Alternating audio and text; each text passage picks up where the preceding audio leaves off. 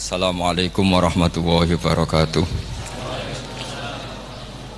Bismillahirrahmanirrahim. Tabarakalladzi nazzala al-furqana ala 'abdihi liyakuna lil 'alamina nadhira. Allahumma shalli wa sallim ala sayyidina Muhammad wa ala alihi wa sahbihi wa barik wa sallim asma'in. Amma ba'du. Ingkang kula hormati Kyai Haji Abdul Hanan wa ahli baiti, sedanten kanca-kanca santri peminat ilmu tafsir dan ilmu hadis ingkang kula hormati. Berbicara tentang ilmu tafsir, ada beberapa ulama yang menghindari kata tafsir karena makna tafsir itu memaknai atau menduga apa yang dikehendaki Allah. Tentu itu sulit. Satu, bahwa faktanya kita sudah tidak bisa komunikasi dengan Allah karena tidak ada wahyu lagi. Sehingga dari kehati-hatian ini pernah suatu saat Abu Bakar ditanya, ma makna abban fi qaulihi ta'ala wa faqihata wa abba. Beliau menjawab, saya tidak lagi pantas hidup di atas bumi, di bawah naungan langit, jika saya mengatakan naqulu fil Quran, jika saya harus berpendapat tentang Quran apa yang tidak saya ketahui. Itu kehati-hatian yang dilakukan Sayyidina Abi Bakrin As-Siddiq. Tapi teori ini berbanding paradok, berbanding ekstrim, ketika bahwa Quran itu diturunkan itu sebagai hudan, sebagai petunjuk. Kedua, sebagai bayanan, sebagai penjelas. Dan ini yang saya yakini. Kalau sebagai penjelas, Quran itu harus jelas sekali dan bisa menjelaskan. Dan Quran mensifati dirinya wal kitabil mubin, demi kitab yang memberi penjelasan. Sehingga dari sudut ini orang kafir pun mungkin memahami Quran. Dan menurut saya orang kafir pun bisa paham Quran. Kalau Ahok itu melintir Quran, tidak memahami Quran, paham? Senak harganya itu melintir Quran tapi tidak memahami Quran. Tapi bahwa Quran itu bisa difahami orang kafir itu ya. Logikanya gampang begini, kata Imam Syafi'i dalam kitab Ar-Risalah. Ketika Quran turun, itu pendengarnya itu udah ada yang muslim, belum ada santri Kewagian, nggak ada santri Lirboyo, udah ada santri Sarang. Pendengarnya itu non muslim. Nah ini sampai angan-angan, ketika Quran turun tuh pendengarnya muslim atau non muslim? Non muslim. Andai kan Quran itu turun tidak difahami orang kafir, maka lalu objeknya siapa, sasarannya siapa? Nah sebab itu akan aneh kalau kita yang mondok, misalnya ngaji Idqon, ngaji Alfiyah, ngaji Ulumul Quran, apa saja, kemudian Anda tidak paham Quran, padahal orang kafir saja bisa paham. Nah ini tantangan bagi kita. Sing kafir wis paham Quran, masa kita santri tidak paham Quran. Makanya begini, di antara awal-awal periode Makkiyah ada surat disebut Qul ya ayyuhal kafirun. Katakan Muhammad ya ayyuhal kafirun. Karena mukhatabnya atau lawan dialeknya Nabi adalah orang-orang apa? Kafir. Mereka paham ketika dijelaskan Quran, paham. Dan sebagian mereka menjadi mukmin karena paham. Itu termasuk isi makalah yang saya utarakan di sini. Mereka tanya, ya Muhammad, siflana rabbak amin dahabin amin nuhasin amin hajarin. Karena orang kafir jahiliyah itu punya tren yang namanya Tuhan itu fisik. Mereka punya Lata, punya Uzza, punya Hubal. Sehingga kalau Tuhan-Tuhan kita ini dari batu, Muhammad, katanya Anda punya Tuhan yang berbeda. Lalu Tuhan Anda ini dari emas atau dari perak. Turunlah ayat Qul huwallahu ahad Allahus samad. Lagi-lagi mukhatabnya adalah orang kafir. Makanya ini juga akhirnya jadi ilmu madhab, ilmu tentang firqah-firqah dalam Islam, bahwa kesalahan terbesar orang Khawarij sebagaimana yang dikutip Imam Bukhari. Nanti sama cari di juz 4 atau di juz 3, pokoknya di bab Babu Qitalil Khawarij, karena Imam Bukhari punya adat diulang-ulang. Kata Ibnu Umar yang dikutip Imam Bukhari, innahum intolaku ila ayatin nazalat fil kufar faja'aluha alal mu'minin. Orang-orang Khawarij atau kalau sekarang orang-orang radikalisme itu meneliti Quran, kemudian ketika ada kriteria manusia-manusia tertentu itu dianggap itu kenanya orang Islam, korbannya orang Islam. Padahal awal mula ayat ini turun untuk orang kafir atau kritikan pada orang kafir. Ini cilaka betul. Karena logikanya seperti yang dikatakan Imam Syafi'i, ketika Quran turun ini nggak ada orang Islam, yang ada orang kafir. Sehingga mukhatabnya adalah orang kafir. Tapi ayat-ayat ini nanti dipakai Khawarij untuk mengcounter orang Islam, sehingga mereka mudah mengkafirkan kita karena pakai ayat yang dari awal Allah mengkafirkan orang kafir, sekarang ayat itu dipakai mengkafirkan orang Islam. Ini saking gebleknya orang apa? Khawarij. Makanya kata kitab Fathul Bari yang menyarai Bukhari itu, yang mendorong orang Khawarij seperti itu adalah jahluhum bisyariah. Memang mereka benar-benar bodoh, benar-benar goblok. Misalnya kita kiai atau kita ma'arif atau kita santri atau kita orang soleh, kemudian kita tidak bisa melakukan apa yang kita katakan, terus kita oke lah, kita kena kritik misalnya atakmurunan nasa bil birri wa tansawna anfusakum wa antum taslunal kitab. Terus kita katanya bisa ngomong tapi tidak bisa melakukan, terus dikritik dengan ayat itu mestinya tidak tepat. Karena itu asbabil nuzulnya adalah orang-orang Yahudi, karena tahu bahwa sifat Rasulullah itu ada di Taurat, mereka menyuruh keluarganya itu masuk Islam, tapi mereka sendiri tidak mau Islam. Kemudian turunlah ayat atakmurunan nasa bil birri wa tansawna anfusakum wa antum taslunal kitab afala ta'qilun. Sekarang perbandingannya begini, misalnya ada orang Islam, taruh saja Zaid itu maling, ya maling, konsisten dia malingnya sampai tua. Terus menurut Anda Zaid yang muslim ini, muslim, Zaid itu muslim tapi maling, jangan bilang maling tapi muslim, dia itu ya. Kemudian Zaid bilang ke anaknya, "Cung, kowe aja dadi maling, dadi santri sing soleh, sing maling bapak tok." Ndak, ini menurut analisis usul fikih, ngomongnya Zaid itu benar apa salah? Benar kan? Nasihatnya ya benar, ngomongnya juga benar. Kamu tidak bisa ngeritik Zaid, kamu bisa ngomong tapi tidak bisa melakukan, tidak bisa.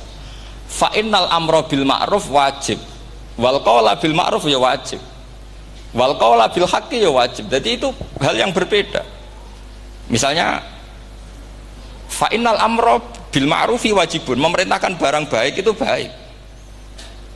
Wa innal qawla bil haqqi ya wajib, mengatakan yang hak itu ya wajib. Berarti Zaid tetap kena khitab, kamu harus nasihati anak secara benar, kamu juga harus ngomong hukum secara benar. Lalu ketika Zaid ngomong hukum secara benar, cung ojo maling, maling itu dosa, cung ojo nerusno profesi ini bapak maling, maling itu tidak benar. Dia berarti sudah melakukan dua kebenaran, yaitu ngomongnya benar, nasihatnya benar. Dia salah, perilakunya tetap maling. Tapi jangan karena dia maling lalu omongannya enggak salah juga, berarti salahnya malah tiga. Makanya ini pentingnya ngaji sama ulama, sama ahli usul fikih. Jadi tidak bisa dicampur adukkan. Zaid gagal dalam perilaku, tapi jangan gagal lagi di nasihat. Nanti kalau dia tidak nasihati, maka anaknya terus maling, alasannya niru bapaknya. Karena bapaknya kalau mau nasihati nanti disemprit sama santri-santri, "Pak, sampean ra oleh nasihati anake ra sama maling, sampean dhewe maling." Oh, tidak bisa cara usul fikih.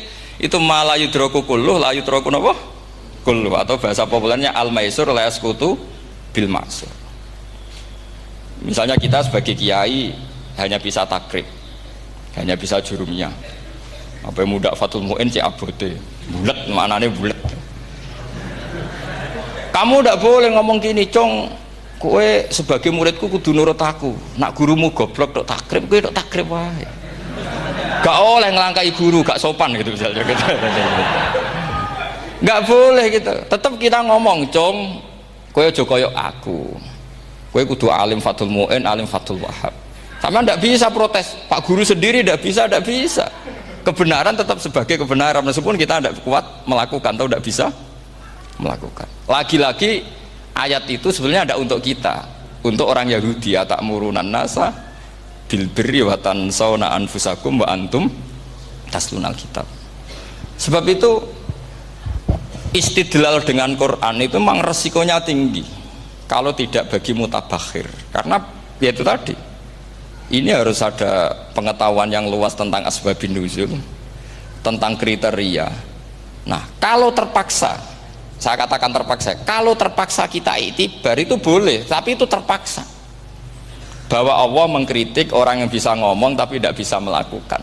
Tapi itu secara usul fikih itu runyam. Teori ini runyam sekali, fatal. Sama lihat tuh di kitab Bajuri atau di kitab-kitab fikih yang lain. Ketika Shahibil Burdah atau Shahibil Bur'ah itu yang Imam Busiri itu, Muhammad bin Busiri itu. Niku salah nama tapi kadung populer. Jadi sebetulnya Imam Busiri itu Shahibil Bur'ah, bukan Shahibil Burdah, tapi kadung terkenal Burdah, kita ikut-ikutan apa? Burdah. Imam Busiri itu ngeluh, saya ini orang yang banyak kesalahan. Di antara salah saya adalah saya bisa ngomong tapi tidak bisa melakukan. Yaitu saya ngomong misalnya orang supaya tahajud, saya tidak tahajud. Saya ngomong orang supaya sholat sunat, saya nggak pernah sholat sunat. Itu sarahnya itu yang menyarai itu kan Imam Bajuri itu yang sarah Burdah. Itu mengkritik begini. Kalau Anda ngendikan itu fi ma'radi dzammin nafsi, yaitu dalam konteks Anda mengkritik diri sendiri, oke. Tapi omongan Anda salah. Karena secara usul fikih fatal. Fatalnya begini. Misalnya saya nggak pernah tahajud. Ya mungkin itu nyata. Oke, mungkin itu nyata. Apakah kemudian saya tidak boleh mengatakan at-tahajjudu sunnatun? Apa saya diwajibkan diam hanya karena saya tidak pernah tahajud, terus saya seorang kiai yang haram mengatakan at-tahajjud sunnatun? Saya harus tetap mengatakan kalau tahajud itu sunnah. Saya kalau punya santri terus saya bilang, "Cung, napas nganggur yuk tahajud itu sunat." Karena mengatakan kebaikan pasti bagian dari kebaikan itu sendiri. Makanya kata Imam Bajuri, "Fakaifa yakunul amru bil ma'rufi madhmuman." Bagaimana mungkin sesuatu yang jelas baik karena memerintahkan kebaikan madhmuman menjadi sesuatu yang tercela hanya karena yang mengatakan tidak melakukan. Fa innal fi'la ya amrun wal hukmu ya amrun akhar. Itu beda. Jangan karena Anda tidak minum teh karena diabetes, terus Anda kalau ada tamu tidak disuguhi teh. Karena saya sendiri tidak minum teh. Wah ya repot kalau gitu. Nah itu lagi-lagi tadi orang Khawarij salah ketika mengartikan ayat yang harusnya objek kritiknya itu orang kafir, kemudian karena Quran lama sekali dibaca orang Islam sampai orang itu lupa kalau Quran awalnya turun diantaranya adalah membenahi akidahnya orang kafir, sehingga korbannya orang Islam. Itu mirip seperti cerita kita ya, santri-santri itu kalau punya musuh itu baca Hizib Nasr. Dulu pengarang Hizib Nasr itu musuhnya orang fasik, sehingga dihizib. Santri ora duwe musuh wong fasik, duwene kancane dhewe, akhirnya kancane yang kena hizib. Nah ini penting saya aturkan ya, sama seperti itu. Lama sekali Quran itu hanya dibaca orang Islam dan komunitasnya Muslim, sehingga seakan-akan semua kritikan Quran itu pada orang nopo Islam. Padahal jelas Quran ada kul ya ayyuhal kafirun. Jelas mukhatabnya orang kafir. Sadaqata lakum dinukum waliyadin. Nah ini penting kalau aturakan. Makanya kalau melihat itu, Quran jelas bisa difahami orang kafir. Bahkan banyak orang kafir yang menjadi muslim karena faham maknanya apa? Faham maknanya Quran. Itu jelas sekali. Itu masyhur sekali dialeknya Nabi dengan Walid bin Mughirah, dengan Utbah, dengan banyak sekali termasuk dengan Abu Jahal, dengan Abu Lahab. Bahkan orang-orang kafir Quraisy itu menyewa namanya Musailamah Al-Kadzab. Kalau di sini umumnya baca Musailamah apa Musailimah? trennya di sini. Pakai fathah ya. Oh, itu entah ya, nggak tahu saya yang masalah yang mana itu kan, karena memang kalau dalam ilmu riwayat itu sekali salah baca itu kasus betul, kayak Sa'id bin Musayyab atau Sa'id bin Musayyib itu ketika beliau sugeng itu kalau dipanggil Sa'id bin Musayyab itu marah besar, karena maknanya Sa'id al Musayyab itu yang ditawan, makanya beliau bilang sayyabatni Irak wa anal Musayyib, orang Irak mengatakan saya ini ditawan, sebenarnya saya yang menawan mereka. Tapi al-masyhur itu dibaca Sa'id bin Musayyab, padahal dia tidak mau dipanggil Sa'id bin Musayyab, Sa'id bin Musayyab. Karena nama ini penting. Pentingnya begini, ini kata Rasulullah kalau sedang guyon, kata Nabi, mbok kamu itu sekali-kali mikir, kenapa saya ini diberi nama Allah Muhammad, katanya. Ini hadis sahih di Bukhari, ada di Kitabul Adab, banyak lah tag ini. Kenapa ya Rasulullah? Allah itu senang bingung wong kafir, kata Rasulullah. Karena Abu Jahal kalau manggil saya jadi bingung. Itu kalau orang Arab kan pasti tahu maknanya. Muhammad maknanya orang yang terpuji. Sehingga kalau Abu Lahab ngomong itu jadi paradok. Hei orang yang terpuji, kamu bohong. Kan jadi aneh. Ya Muhammad kadzabta. Hei Muhammad kamu bohong. Kalau diterjemahkan hei orang terpuji, kamu bohong. Itu akhirnya sahabat tertawa-tawa, karena cek pinter deh pangeran milih nama kamu ya Rasulullah, karena ini bingungkan musuh gitu. Makanya kalau kamu udah anak kiai itu anak kamu panggil, namakan saja Agus, pasti satu pondok manggil Gus semua. Itu aman itu. Oh itu mbok yang nggak seneng tetap panggil Gus, karena kalau untuk Gus putra kiai kan butuh di bapak kiai, kan bapak kadung rakyat gitu kan. Itu ada triknya, yaitu anaknya dinamain Agus. Nah, itu Rasulullah itu sudah dipilih sedemikian rupa oleh Allah, perilakunya benar, ahwalnya benar, sak namanya juga benar.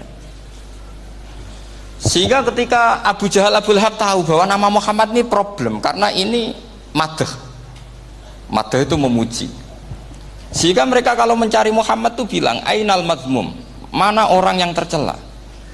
Terus orang-orang Quraisy tidak paham, kamu nyari siapa? Akhirnya mereka bilang, ana atlubu Muhammad, dan saya cari Muhammad. Akhirnya bilang Muhammad lagi. Nah, itu. Nah, Quran juga main di ranah nama. Sehingga Abu Jahal itu namanya kan Abul Hakam. Orang Islam dari awal memanggil Abu Jahal. Karena kalau sampai kita manggil Abul Hakam, kita akan mengalami paradok, ya Abul Hakam, hei bapak dari semua kebijakan, kamu begini, kan kacau. Makanya itu dari sini orang nggak boleh salah apa? Salah nama. Ini penting kalau aturakan, karena kadang menganalisis Quran itu satu bilisanin arabi mubin, kata Imam Syafi'i, wa innahu latanzilu rabbil alamin nazala bihir rohul amin ala qalbika litakuna minal mundzirin bilisanin arabi mubin. Di antara, kata Imam Syafi'i ini, di antara aturan pokok memahami Quran adalah dia malian bil arabiyah, dia sangat-sangat menguasai bahasa Arab. Itu masyhur dalam dialek Imam Syafi'i ini. Saman kalau ngaji takrib atau Fathul Mu'in, syarat sahnya tayamum lil musafir itu apa? Tolabul ma', mencari apa? Air. Sampai kalau di takrib dicontohkan, kalau di tempat atas nyari ke bawah, kalau ke bawah nyari ke atas. Imam Syafi'i ditanya, kaifa taqulu bi syartit tolab, bagaimana anda berpendapat bahwa tolabul ma' itu wajib untuk menjadi sahnya tayamum? Terus Imam Syafi'i faqara'a falam tajidu ma'an, kamu pergi kemudian falam tajidu ma'an, kamu tidak menemukan air. Terus Imam Syafi'i mengatakan la yuqalu liman lam yatlub lam yajid wa innama yuqalu lam ya'rif, katanya. Orang yang nggak pernah mencari itu tidak bisa dikatakan lam yajid, tidak menemukan. Kalau belum mencari namanya tidak tahu. Padahal Quran bilang kamu pergi kemudian kamu tidak menemukan air. Tidak menemukan itu berarti harus mencari dulu, baru dikatakan lam yajid, tidak menemukan. Kalau tidak pernah mencari namanya tidak tahu. Hanya gitu tok itu jadi ilmu bahwa tolabul ma' itu wajib, karena Allah mengatakan falam tajidu ma'an la yuqalu liman lam yatlub lam yajid wa innama yuqalu lam ya'rif. Orang dikatakan tidak menemukan berarti setelah mencari kemudian kesimpulannya tidak menemukan. Kalau belum mencari namanya apa? Tidak tahu. Nah, dari sini Imam Syafi'i istidlal wajib tolabul. Ini namanya malian bil arabiyah. Dia menguasai bahasa Arab. Begitu juga ulama-ulama sufi. Itu ada cerita Aba Yazid Al-Bustami, itu ada muridnya baca ayat wasiqal ladzina taqaw rabbahum ilal jannati zumara. Orang-orang takwa itu digiring menuju surga. Itu dia nangis. Muridnya kaget. Ini guru saya tidak benar, ini ada cerita surga, tapi dia malah nangis karena ayatnya itu digiring. Terus kata Abu Yazid, mereka itu di mana saja? Masa ke surga aja butuh digiring? Ke surga itu kan nikmat, ngapain butuh digiring? Saya tidak mau, kata dia. Abu Yazid itu gak mau digiring ke surga, itu gak mau. Muridnya kan tambah kaget, memangnya mau neraka kan gitu pikirannya itu. Ternyata beliau jawabnya sederhana, saya pas itu sudah dekat sama Allah sehingga tidak perlu digiring. Kemudian saya sudah panitia kiamat pas itu, jadi gak perlu digiring. Nah ini nanti penting jadi satu aturan ilmu ulumul Quran. Saya di rumah itu istiqomah ngajar Qawaidul Asasiyahnya Said Muhammad yang dulu ditulis abahnya Zubdatul Itqon oleh Said Alawi. Kemudian Zubdatul Itqon itu tentu dari kitab Itqon. Terus Said Alawi dulu ngarang kitab Faidul Khobir, sarahnya Faidul Khobir sama Sayyid Muhsin Al-Musawab, dulu dari Padang tapi hidupnya di Mekah. Saya dulu talaki sama Mbah Mun. Itu ternyata ada ayatnya, innal muttaqina fi jannati wa nahar fi maq'adi sidqin 'inda malikim muqtadir. Sekarang sampean saya tanya, menurut Anda semua orang kena hisab enggak? Enggak, sampean jawab saja. Menurut Anda ketika di mahsyar semua orang kena hisab apa enggak? Pasti kita menjawab iya. Tapi kata Said Muhammad, itu keliru. Enggak kebayang orang seperti Nabi kena hisab. Pasti yang kena hisab itu orang-orang yang enggak jelas. Nah, misalnya Nabi jelas baiknya, harusnya ya langsung nggak kena hisab. Karena tidak mungkin seorang saksi kok diaudit, tidak mungkin. Lo saksi itu di pengadilan kan nggak tersangka, nggak terdakwa, dia tidak boleh diintervensi oleh hakim. Nah, Rasulullah ketika kiamat, ketika fil mahsyar, fi faslil qada itu jelas, fa kaifa idza ji'na min kulli ummatin bisyahidi wa ji'na bika ala haula'i syahida. Rasulullah sudah dekat Allah, pas mahsyar itu ada Allah, ada Rasulullah, ada Jibril. Kemudian Nabi itu mengidentifikasi, ditanya sama Allah, bener mat ini umatmu? Ya, niki umatmu ya. Kalau yang nggak jelas ya Nabi lama jawabnya. Makanya kamu jangan jadi orang nggak jelas. Nah, itu kalau sekali nggak jelas itu Nabi lama sekali jawab. Nah, artinya begini, yang kena hisab itu meskipun kata Said Muhammad, meskipun Dhahirul Quran itu menetapkan asbata umumal hisab, tapi dhahirnya Quran yang sama juga menafikan hisab. Itu karena nggak mungkin, nggak kebayang kita malaikat berani menghisab afdalul khalqi. Sama bisa bayangkan malaikat mengaudit Rasulullah SAW, ahabbal khalqi ilallah, kepen cilaka mencit ya. Wong jajar Allah kabeh diniten audit sudah indah. Fa kaifa idza ji'na min kulli ummatin bisyahidi wa ji'na bika ala haula'i syahida. Lalu mungkar nakir juga sama. Sampean bisa bayangkan mungkar nakir tanya Nabi Muhammad. Tesnya susah. Karena kalau Rasulullah terus ditanya, "Waman nabiyuka?" Wah, itu kan bisa kiamat itu.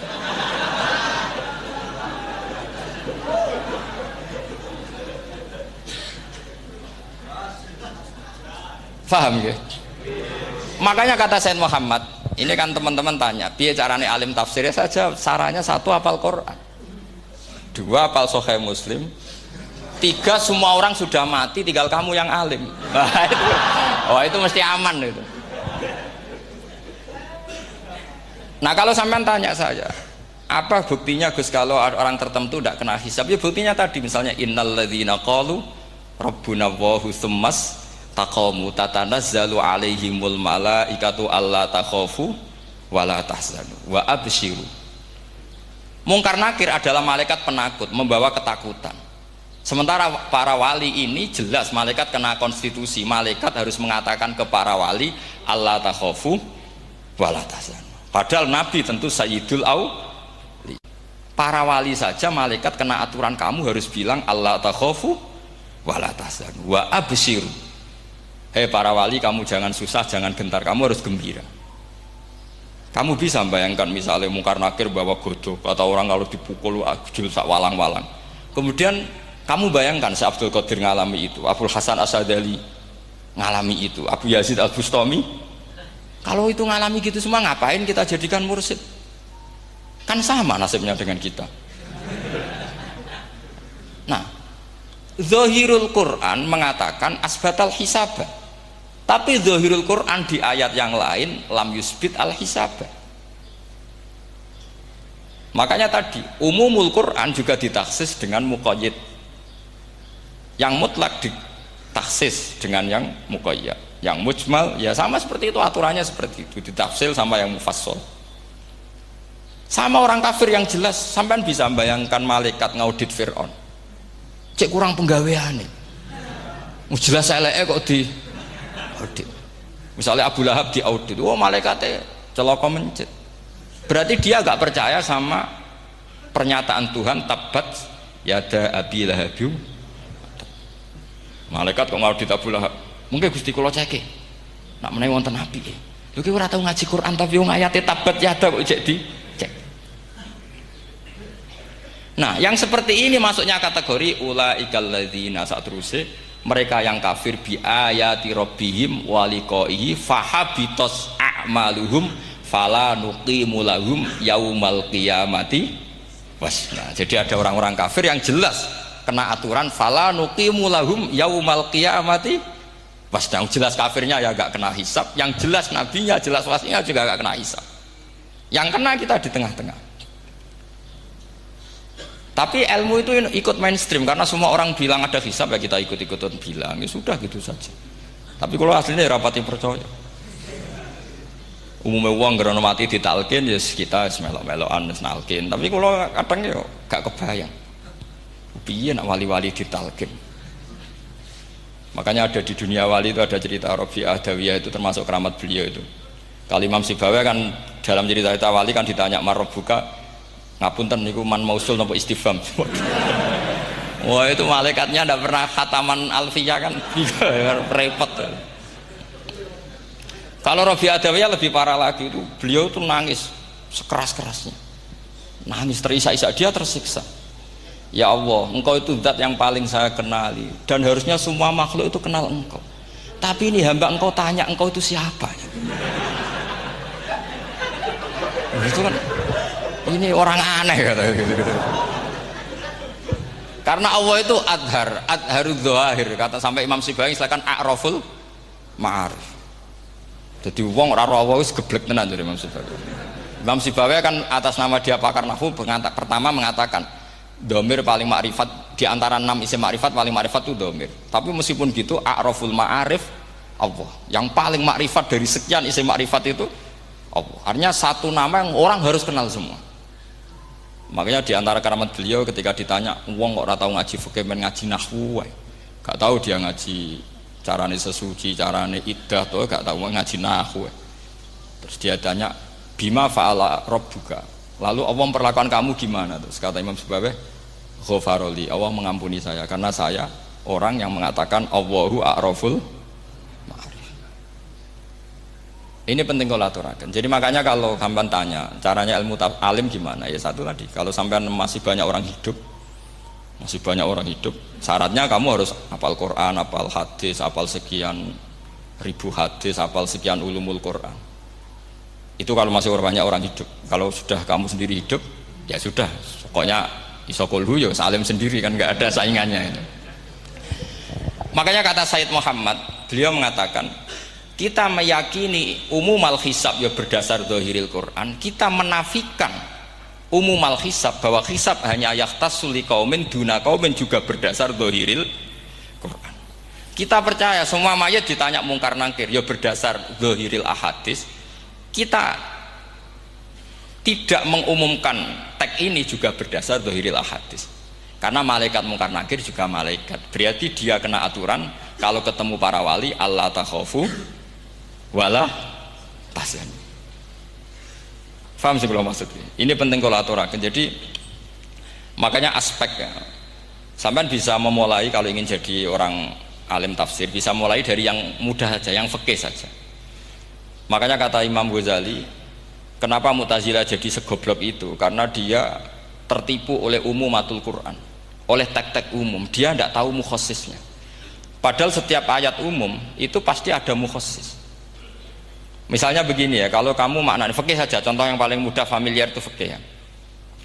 Misalnya kita ngaji Quran, wal mutallaqatu yatarabbasna bi anfusihinna salasata quru. Kalau orang dicerai itu iddahnya itu 3 kali masa napa?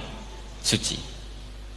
Apakah aturan iddah seperti ini hal hadhil iddah amatun likulli mutallaqatin am li mutallaqatin makhsusah? Apa ini semua mutallaqah iddahnya pasti salah satu quru apa orang tertentu? Ya enggak, asal dia mutallaqah pasti iddahnya salah satu quru. Anda goblok, Anda salah besar. Kalau misalnya yang dicerai adalah orang hamil, iddahnya apa? Salah satu quru apa watil hamli? Watil hamli. Kita butuh ayat lain, wa ulatul ahmali ajaluhunna ayyadna hamlahu. Sama seperti kita ngaji walladzina tawaffawna minkum wa yadharuna azwaja yatarabbasna bi anfusina arba'ata asyhurin wa asyra. Asal wanita ditinggal mati suaminya, maka iddahnya 4 bulan 10. Apa semuanya demikian? Enggak. Misalnya orang hamil iddahnya biwatil hamli. Artinya kalau Anda tertipu umumatil Quran berarti Anda sama dengan menghukumi orang ditolak semua iddahnya salah satu guru. Sama misalnya orang sekarang dalil-dalil wa may yatawallahum minkum fa innahu minhum. Kalau berkawan orang kafir maka dia menjadi kafir. Itu kan fatal. Semua nabi ya berkawan orang kafir. Karena dakwahnya memang sama orang kafir. Lo coba, andai kan sampean hafal Quran, itu sama teori itu tuh mungkin menyedihkan. Coba istilahnya Quran, wadhkur akho'at wa ila adin akhawum huda wa ila samuda akhawum. Terus semua umatnya yang kafir disebut akhawum. Akhaw itu artinya apa? Saudara. Mereka ya berkawan sama orang kafir. Makanya butuh analisis fikih untuk maknani wa may yatawallahu minkum fa innahu. Setelah dianalisis fikih, ternyata semua nabi diistilahkan wa ila madyan akhahum syuaiba wa ila adin akhahum huda. Akhaw itu artinya apa? Saudara. Kalau sama tanya, lalu logikanya gimana? Kata kitab-kitab kan wa in kana dasarin fajanibhu suratan. Kalau ada teman buruk jauhi, kalau teman baik temani. Kalau cara usul fikih gampang. Kancanan maling dosa, wong kok kancane maling. Tapi nak dakwai maling apik kan? Aku ora ngancani kok dakwai dandani, selesai kan? Ngancani maling elek, nak dakwai maling apik. Demenan rondo elek, nak didik apik kan, itu seperti itu.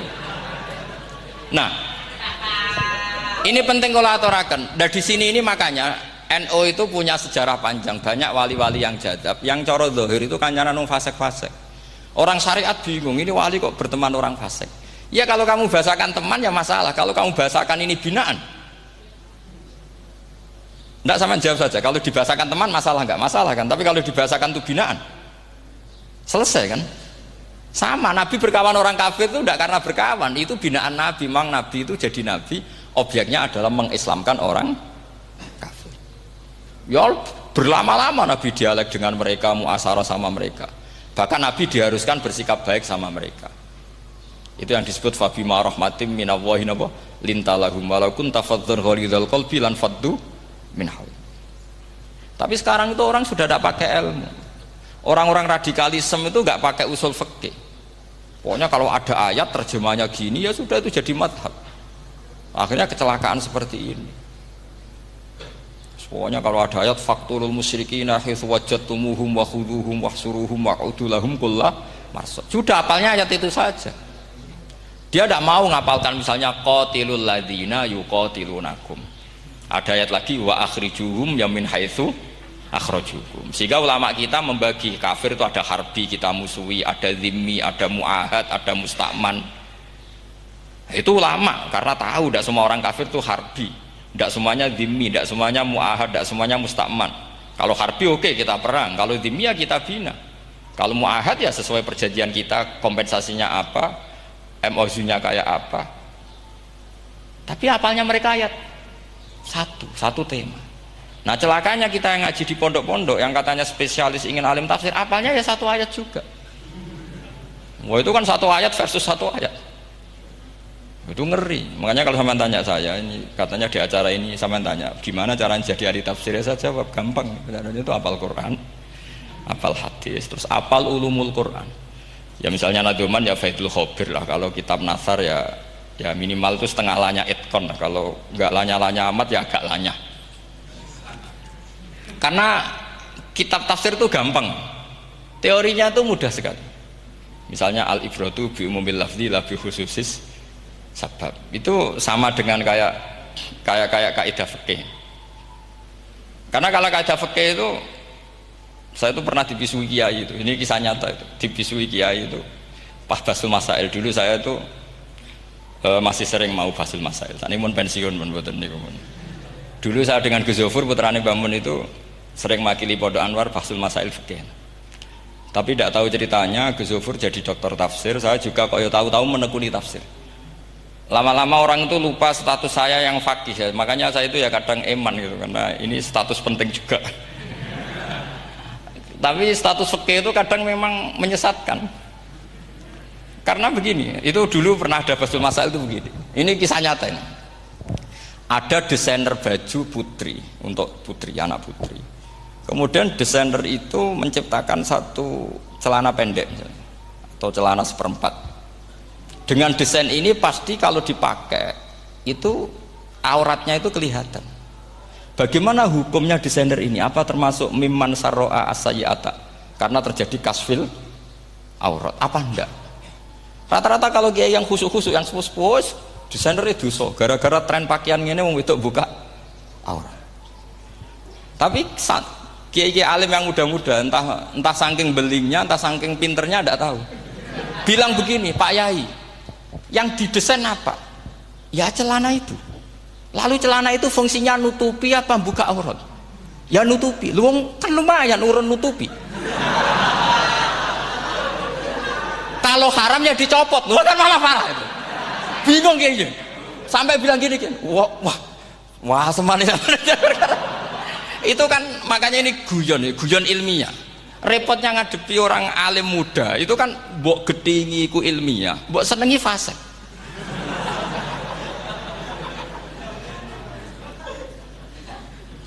Ketika kiai yang khusyuk tadi tak tanya, kalau desainer katok seperapat, paham ya? Kau coba yang celana dalam terlalu vulgar itu, paham ya? Ndak rok saja lah, rok mini misalnya, rok selutut. Sampean jangan ngeres ya, yang rok selutut misalnya. Rok selutut itu desainernya kena hukum haram enggak? Sampean jawab saja. Oh haram dari kiai sepuh karena dengan desain itu misalnya lututnya kelihatan. Tapi pertanyaannya kiai muda saya masih ingat betul, saya tanya. Lalu fungsi pakaian itu apa Pak Yai? Fungsi itu kan tetap nutupi sebagian aurat. Kalau Anda haramkan, barang haram itu harus dihilangkan. Nah, itu. Sampai kiai itu setelah acara itu manggil saya. Gus, kalau ngakoni jenengan alim tapi podo repote. Podo repote nak dalam itu kan terus itu ada perumusan di redaksi keputusan yang dijual itu yang masail fikihnya kan terus diputuskan dibukukan. Kalau redaksinya halal terus nanti orang pakai rok semua. Dan saya balik bantah, kalau redaksinya haram orang nggak pakai rok lah. Akhirnya itu apa? Kebijakannya lucu.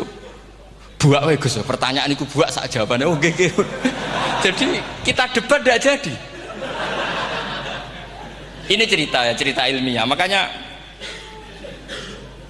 sama tidak wajib manut saya ini terlalu ilmiah, jadi tidak baik untuk kehidupan kesalian kurang baik. Jadi ini, tapi ini ilmu. Tetap kaidahnya fikih ma la yudraku kullu la yutraku kullu. Jangan kalau tidak bisa nutupi aurat semua, lalu jangan sama sekali. Lho nggih kan kaidahnya kan gitu, ma la yutraku kullu la yutraku kullu. Misalnya Anda punya tetangga nggak mau pakai jilbab, nggak mau pakai pakaian muslimah. Kamu tidak boleh bilang, munisan raklambinan, tidak bisa. Ma la yutraku kullu napa ma la yutraku kullu la yutraku napa? Kullu.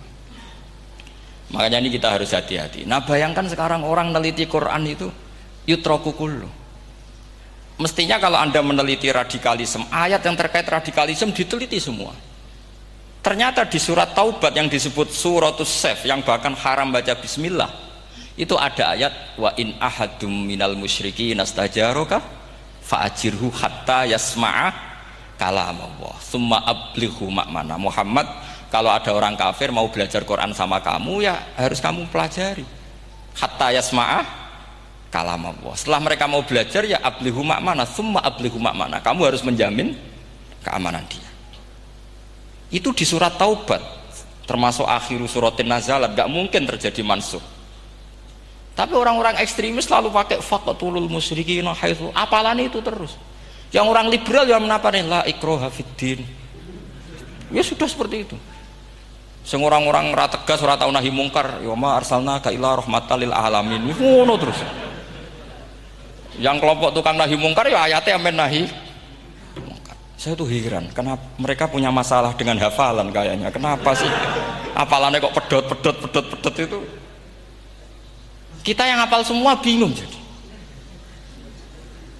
Jadi akhirnya kita yang pinter anut sing goblok, karena saya tuh pernah loh debat sama orang salaf, debat gitu.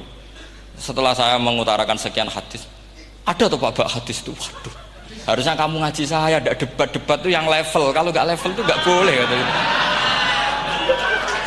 Itu kan ngeri. Makanya ini penting ya, kalau sampean tanya ingin jadi alim tafsir, ya harus hafal Quran semua. Nah, kalau tidak mungkin yang nunggu orang semua mati baru Anda jadi ahli tafsir, karena tidak ada musuhnya. Tapi saya pastikan orang kafir pun bisa memahami Quran, yaitu tadi hatta yasma'a kalam Allah. Sayyidina Umar itu masuk Islam tuh gara-gara dengar adiknya baca Toha, ma anzalna alikal Qur'ana litashqa illa tadhkiratal liman yakhsha tanzilam mimman khalaqal arda was samawati ula ar-rahmanu alal arsis tawa. Itu dia ma huwa bikalamil basar, tidak mungkin seperti ini karangan manusia, itu tidak mungkin. Akhirnya dia Islam. Banyak orang Islam karena diperdengarkan Quran, karena memang notnya sudah unik, makna kualitasnya juga sudah unik, semuanya itu unik, indah. Sampai sekarang pun orang kafir itu orang paling tahu Quran. Makanya Allah mensifati orang kafir itu hasadam min indi anfusihim mim ba'di ma tabayyana lahumul haq. Sekarang sama saya tanya, orang sing tabayyana lahumul haq itu orang paham apa orang tidak paham? Mereka orang kafir itu mengingkari Quran, padahal mim ba'di ma tabayyana lahumul haq, setelah kebenaran nyata bagi mereka. Nyata bagi mereka artinya orang kafir paham apa tidak paham? Paham. Cuma mereka punya penyakit hasadam min intianus. Mereka juga kalau ada ayat tentang ahkam yang memberatkan, mereka bilang i'ti bi Qur'anin ghairi hada au badil. Muhammad harusnya jangan tema itu yang diangkat, bu cari Quran yang lain yang enggak tema itu. Mereka sampai memilih tema itu karena paham apa karena tidak paham? Karena paham. Makanya di makalah saya pastikan ngaji tafsir itu gampang, karena orang kafir pun bisa. Kalau kasus Ahok itu bukan paham itu melintir, beda, paham sama melintir itu beda. Itu diterjemah kemenang itu jangan mengangkat kawan orang Islam, bukan mengangkat pemimpin. Ya likanya kalau ngangkat teman saja tidak boleh, apalagi ngangkat pemimpin. Fatal mana berteman sama orang salah sama ngangkat. Saman kancanan maling ini apik nak menawa nang andani. Terus ngangkat, "Hei maling ke pimpinanku." Parah mana? Parah mana? Artinya sama saja ketika diterjemah jangan ngangkat teman. Sebetulnya ngangkat pemimpin lebih fatal. Itu kan mafhum awlawiyah, itu kan normal saja. Itu di Quran biasa, misalnya innalladzina ya'kuluna amwalal yatama dzulman, orang yang makan hartanya anak yatim secara zalim. Terus kamu bilang, Gus saya tidak makan kok, sepeda motornya tak gasap, tak jual. Yang diharamkan kan makan. Wah ya sarap kalau gitu. Maknanya begini, memakan harta anak yatim artinya ifsad. Ifsad itu merusak. Nak ngono ikhraq, membakar atau mencuri sama dengan makan. Bal asad, malah kan lebih apa? Lebih apa? Dasar. Jadi yakuluna di situ tuh ba'dul amsilah, sebagian contoh min wujuhil ifsad atau min wujuhil ihlak.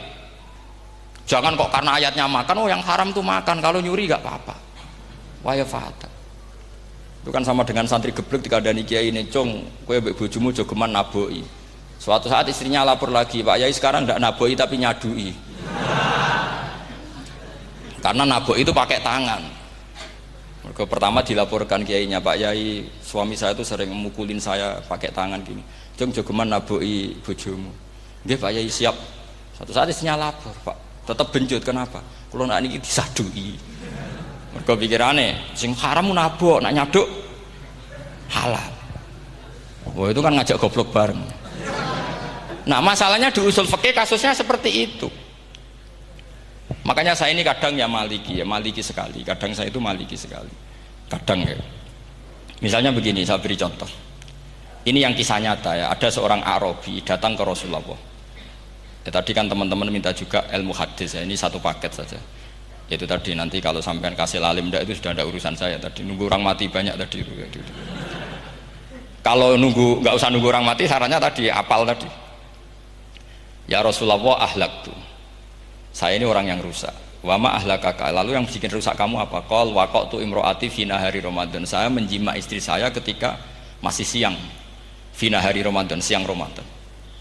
Walhasil Nabi tidak menyuruh hanya kodok, tapi menyuruh kafaroh. Kafarohnya itu merdekakan budak atau memberi makan 60 orang miskin atau puasa berapa? Puasa 60 hari. Atau urut merdekakan budak atau puasa 60 hari atau memberi makan sittina miskin. Oke, kita sepakat.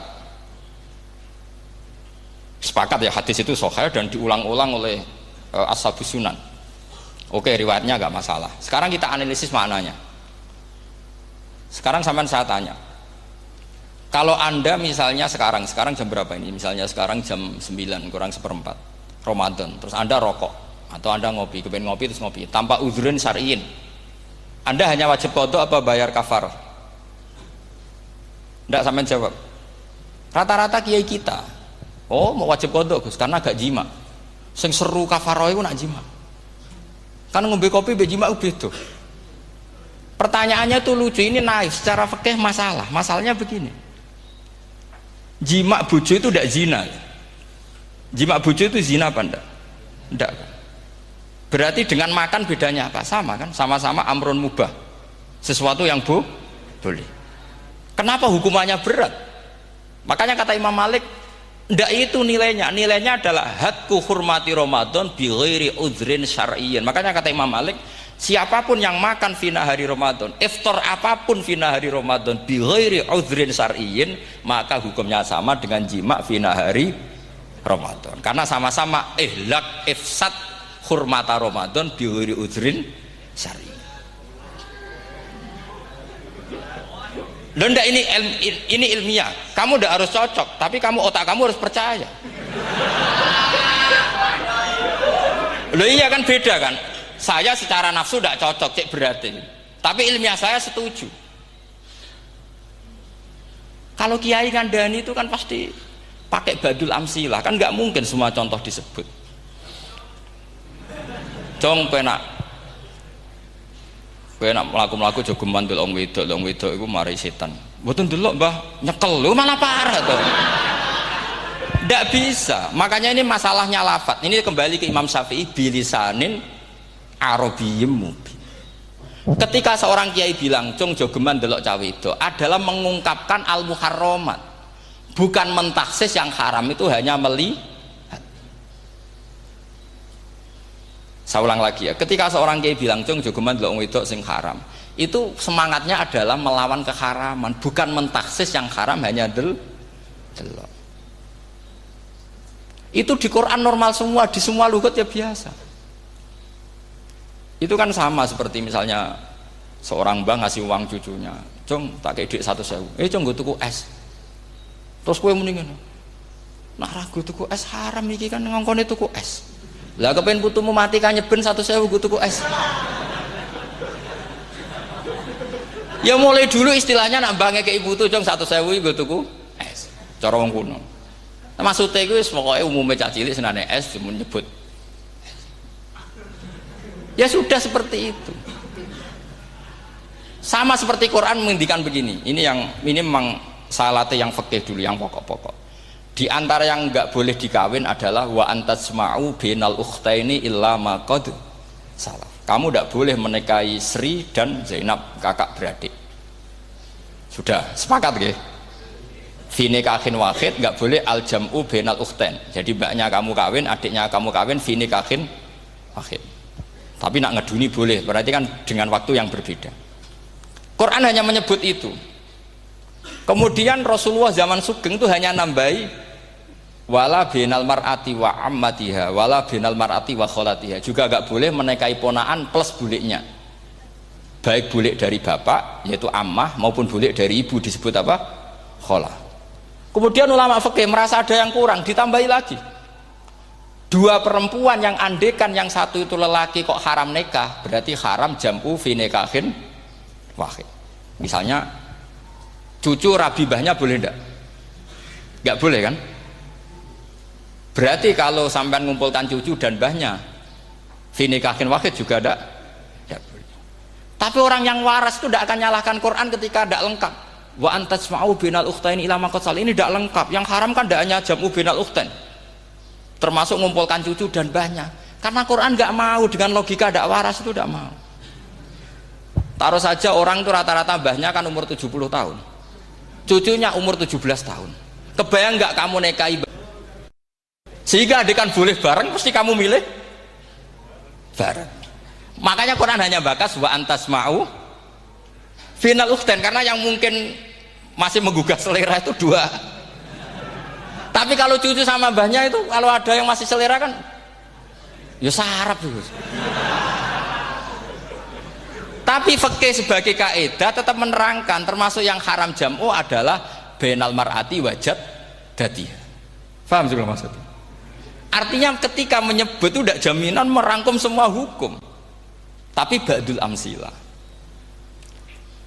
Fa'innal akila yaktafiya bi isyaratil ba'di, karena orang kalau punya akal diisyaroi sebagian sudah paham. Ini penting kalau aturakan. Jadi ini penting. Nah bayangkan sekarang banyak gerakan-gerakan ahli Quran katanya, tapi nggak memahami ilmu usul fikih. Qur'ane ra ono ya wis. Nang Quran ra ono cerita harame asu, nak ngono asu ya halal. Ora ono Qur'ane. Sing ra ono iku tekem ora Qur'an, iku aneh-aneh kowe.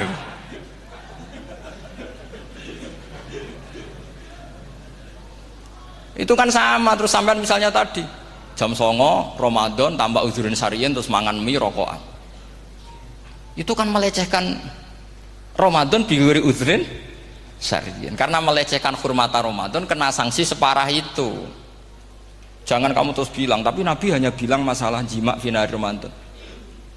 Jima istri itu hukumnya itu tidak zina, hukumnya itu mubah, sama dengan makan. Ini cara madhab Maliki, tapi kita alhamdulillah madhab Syafi'i. Ya itu masalahnya. Berhubung itu menguntungkan sami'na wa ta'na. Nah, itu. Tapi saya sendiri dalam konteks ini, saya itu ya sangat-sangat Syafi'iyah, sangat-sangat Syafi'iyah. Dalam banyak hal sangat-sangat Syafi'iyah. Tapi dalam banyak hal kadang-kadang saya ya Maliki. Nah, itu kan kalau sampean tanya kenapa gitu, ya hikmahnya baca banyak saja. Karena yang Syafi'i itu ya karena bacanya hanya Syafi'i, itu bukan fanatik, itu keterbatasan. Jadi itu beda, ada apa itu namanya, tidak fanatik, itu keterbatasan. Itu beda sekali. Jadi kita harus ngaji yang banyak. Saya itu termasuk utang ya sama Imam Syafi'i itu baca kitab Ar-Risalah. Itu kitab yang kadang satu ulama baca sampai 500 kali. Yaitu Imam Syafi'i itu dalam kitab Risalah itu begini, ini termasuk ulumul Quran yang paling penting. Muqaddimahnya begini. Wan nasu sinfani min awalil amri. Wan nasu sinfani. Ketika Rasulullah datang membawa Quran itu manusia hanya ada 2. al-kuffar sing dari jenis ahli kitab dan kuffar dari jenis yang tidak ahli. Bahkan tidak ada orang Islam zaman itu. Pertama Nabi jadi Nabi itu adakah pendengar yang Muslim? Kan tidak ada. Semuanya ahli kitab. Makanya susah kalau Quran kamu analisis korbannya orang Islam tuh, kata Ibnu Umar tuh lucu. Dulu tuh mukhatabnya tuh orang kafir, jelas kuliah ayyuhal kafir.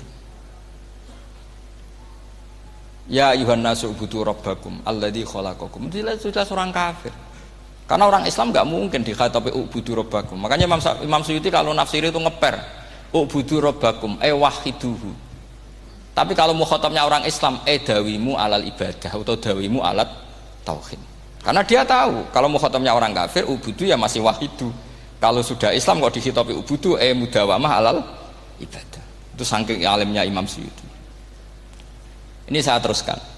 Kalau mukhatabnya itu orang kafir ahli kitab, itu kemungkinannya ya dua cara mereaksi Quran, yaitu disebut lam yakunil ladzina kafaru min ahlil kitabi wal musyrikina munfakkina hatta ta'tiyahumul. Jadi lam yakunil ladzina kafaru, jelas kafaru itu umum. Kemudian ditafsir kafaru itu ada yang min ahlil kitabi, berarti kafaru yang jenis Yahudi Nasrani. Ada kafaru yang min ahlil kitabi wal musyrikin, kafaru yang jenis musyrikin, yaitu kafir Mekah. Karena cara kaidah nahwu al-atfu yaqtadi taghayyur, kalau ada ataf pasti konteksnya beda. Jaa Zaidun wa Amrun, berarti Zaid ada Amar, Amar ya ada Bakar. Karena Jaa Zaidun wa Amrun wa Bakrun, pasti orang ini berbeda. Tidak boleh orang yang sama kamu pakai ataf. Ini sudah clear ya ini ya. Kemudian cara pandang mereka ya beda. Ketika Rasulullah mengajak tauhid, itu ahli kitab tidak masalah. Memang harusnya Tuhan itu satu, tidak masalah bagi ahli kitab. Problem bagi ahli kitab adalah Muhammad itu nabi. Itu kita nggak suka. Kalau Tuhan satu oke, tapi kalau Muhammad nabi tidak oke. Kita bisa jadi nabi, kata mereka, karena mereka merasa nasabnya sampai Ibrahim. Sementara zaman itu mereka sanksi Muhammad itu nasabnya konti, gak jelas. Ini penting kalau aturakan. Sehingga dalam konteks ini Allah menjawab ahli kitab dulu. Ini itu disebut Muhammad itu nasabnya jelas. Ini itu fihi ayatum bayinatum maqamu Ibrahim. Ini saya dengarin. Ibrahim itu jelas pernah ke Mekah. Bukti Ibrahim pernah ke Mekah adalah jejak kaki Ibrahim di makam apa? Makam mereka, artinya buatan kuburan, buatan jejak kaki Ibrahim ketika bangun Ka'bah. Fihi ayatum bayinatum maqamu Ibrahim. Pun.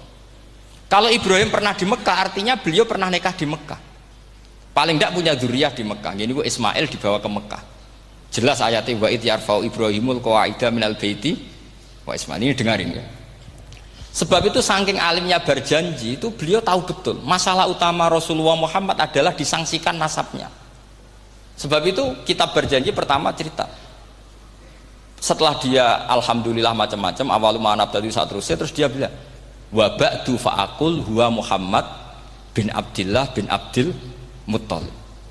Saat terus ya wa ba'du wa Muhammad bin Abdullah bin Abdul Muttalib wasmu syaibatul hamdi humitat khisaluhus saniyah. Saat terus Ibnu Qusayn, saat terus sumiyya bi Qusay li taqasi fi biladi qudu'atal qasiyah. Karena dia tahu yang masalah bagi Rasulullah itu adalah masalah nasab bagi mereka loh, bagi mereka yang kafir. Terus beliau ngendikan ditutup wa adnanu bila raibin indadawil ulumin nasabiyah ila dzabihi Ismail nisbatuhu wa mun. Jelas saya Adnan itu pasti puter cucu-cucunya Nabi Ismail. Karena orang Yahudi yang disoal Muhammad itu, kamu itu siapa? Kok tahu-tahu Nabi? Kamu orang Arab. Orang Arab itu tidak pernah ada Nabi. Yang Nabi itu normalnya orang Israel, yaitu turunan Yahudi, karena Yahuda bin Yakub bin Ishak bin Ibrahim. Akhirnya Allah membuktikan fihi ayatum bayinatum maqami. Bukti kalau Ibrahim pernah di Mekah adalah jejak kakinya di Mekah, itu dekat Ka'bah. Ini jawaban Allah yang tentang ahli kitab, karena sudah jelimet. Ada ilmu ansab, ada ilmu nasab, ada polemik kitab samawi. Kalau kafir Mekah ini goblok-goblok. Ketika Rasulullah pakai teori tauhid, orang kafir Mekah itu saking gobloknya bilang gini, Muhammad, kita ini urusannya banyak, utang kita banyak, kasus saya banyak. Kok Tuhannya satu itu tidak cukup? Yaitu mereka mengatakan aja'alal alihata ilahau wahida inna hadza la syai'un ujab. Bagaimana Tuhan hanya satu? Urusan kita banyak, masalah kita banyak. Tuhan nggak boleh satu, harus banyak. Sejumlah urusan kita. Ada Tuhan BPKB, Tuhan macam-macam lah. Ada Tuhan kredit, Tuhan kas macam-macam lah kan.